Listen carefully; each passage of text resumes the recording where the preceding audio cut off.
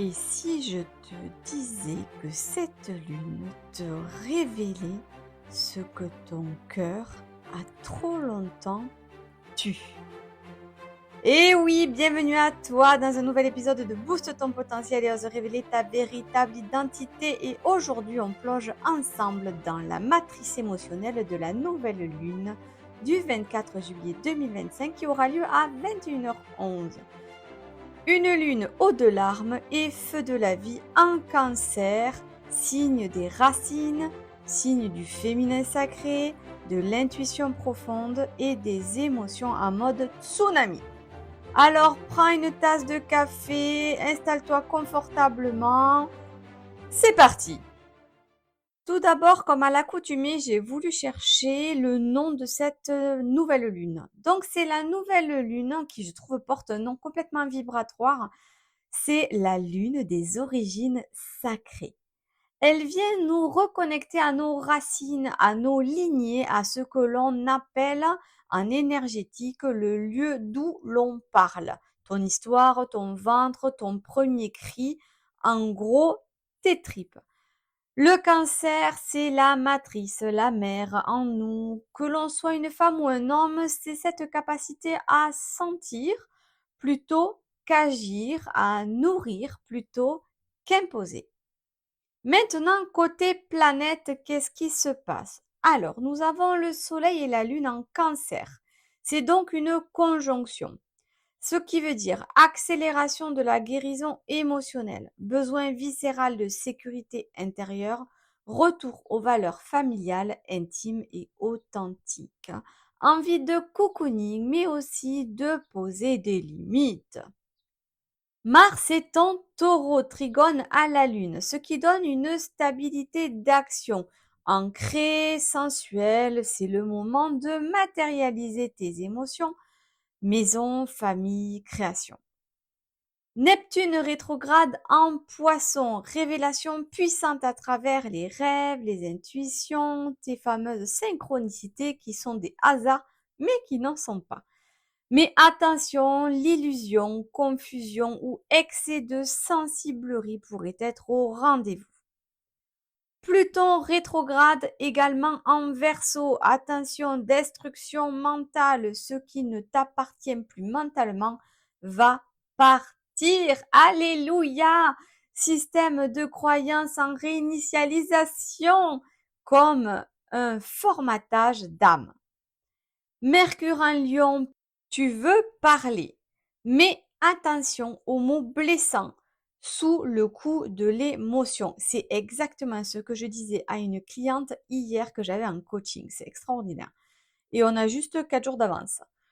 Tu peux exprimer ton cœur avec passion, mais veille à ne pas dominer le débat. Ouvre le dialogue.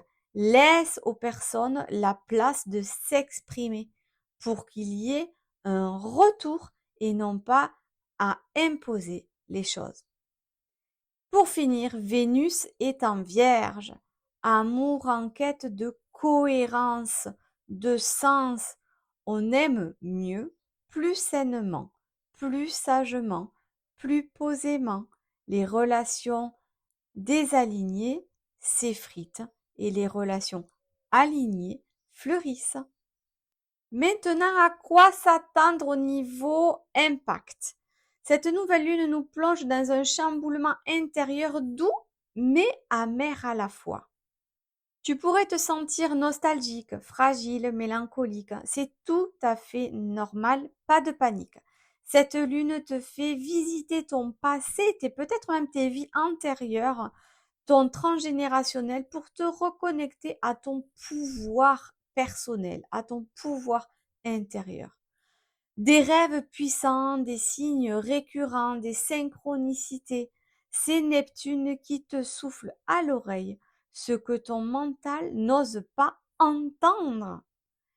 Sensibilité à fleur de peau, autorise-toi à pleurer, ouvre les vannes. C'est une libération énergétique en soi qui sera salvatrice.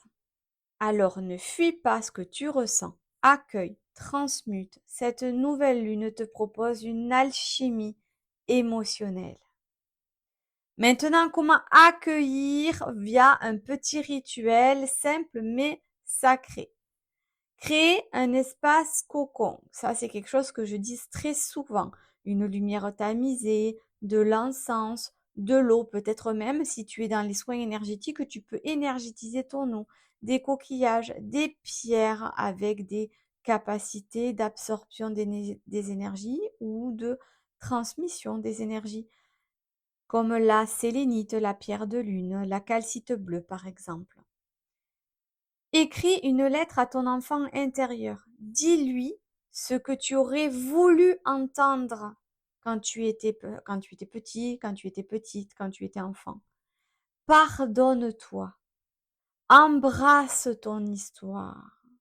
Cette lettre, tu peux décider soit de la conserver, puisque c'est un cadeau que tu te fais, tu te pardonnes à toi-même, soit si vraiment le pardon est très puissant, tu peux décider de la laisser se disloquer dans de l'eau, effacer tes écritures pour que vraiment ça s'imprègne dans l'eau et dans la matière. Ensuite, bien évidemment, je t'invite à faire une méditation, celle que je posterai demain, qui a pour but de ressentir, de poser tes intentions. Qu'est-ce que tu veux ressentir dans ton cœur, dans ton foyer, dans ton corps, dans les 6 prochains mois? Et c'est ce qu'on va déterminer demain avec ma méditation à la nouvelle lune. Pour finir, prépare-toi un bain ou une douche, mais en conscience. Quand tu laisses couler l'eau, imagine qu'elle emporte avec elle tes peurs, tes croyances et tout ce qui t'empêche d'avancer. Visualise que ta peau est brillante, scintillante, d'une lumière argentée. Et là, tu renais. Maintenant, comme à l'accoutumée depuis quelques mois, quelques séances, je propose un tirage de cartes afin de pouvoir t'aider, t'orienter dans tes questions du moment. Ferme les yeux maintenant. Inspire profondément et souffle lentement. Pense à une question qui te brûle l'âme et choisis intérieurement le chiffre 1, le chiffre 2, le chiffre 3. Tu es prêt et prête? Voici le tirage intuitif de la nouvelle lune. Carte numéro 1. Oui, vas-y. Il est temps de partir à la conquête de tes rêves. Tout est possible. L'univers te soutient. Alors laisse cet élan te pousser vers le succès et ça commence dès aujourd'hui. Carte 2. Cérès, aime-toi et materne-toi. Cérès, déesse romaine du grain, de la récolte, de l'amour maternel. Elle régit les transitions que vivent les femmes de l'enfant à la maternité. Elle nous indique que c'est à nous de résoudre nos problèmes et non à notre entourage, ou à ne pas attendre des autres qui le fassent à notre place. Elle nous demande de tirer des enseignements de nos erreurs pour avancer. Cérès, déesse de la protection de ses filles, nous apprend à nous protéger et à être fortes et à travailler dur. Carte 3. La baguette magique. Focalise ton énergie. Alors que la société te demande d'être de plus en plus multitâche, d'être performant, productif, en réalité, ça te disperse. Concentre-toi sur un choix, une tâche, un projet, une seule chose à la fois. Là où va ta concentration, l'énergie coule et c'est Tony Robbins qui nous le dit. En dos de deck, c'est la lune bleue. Tu es prêt maintenant, tu es prête à réaliser ton chef-d'œuvre. Tu dois terminer ton projet de cœur et aller jusqu'au bout, peu importe ce que tu as entrepris. Voilà la team, j'espère que ça vous aura aidé, que ça vous aura apporté des pistes de réflexion ou d'action. Cette nouvelle lune en cancer t'appelle à revenir à toi, à guérir l'enfant que tu étais pour que l'adulte que tu puisses être crée librement. Dis-moi en commentaire quelle est la carte que tu as choisie et quelle émotion t'a traversée pendant ce podcast. Si tu veux aller plus loin dans un processus de guérison, n'hésite pas à me contacter. Tu as toutes les informations dans le descriptif. Si cet épisode t'a parlé, like, abonne-toi, partage à une personne qui aura besoin d'un peu de douceur et de clarté dans cette période lunaire. On se retrouve très vite pour la méditation. En attendant, la lumière, ce n'est pas ce que l'on cherche dehors, c'est ce qu'on rallume dedans. Maintenant, peu importe où tu te trouves, dans le bus, dans le métro, devant la machine à café, on va danser, se booster, se motiver en chanson.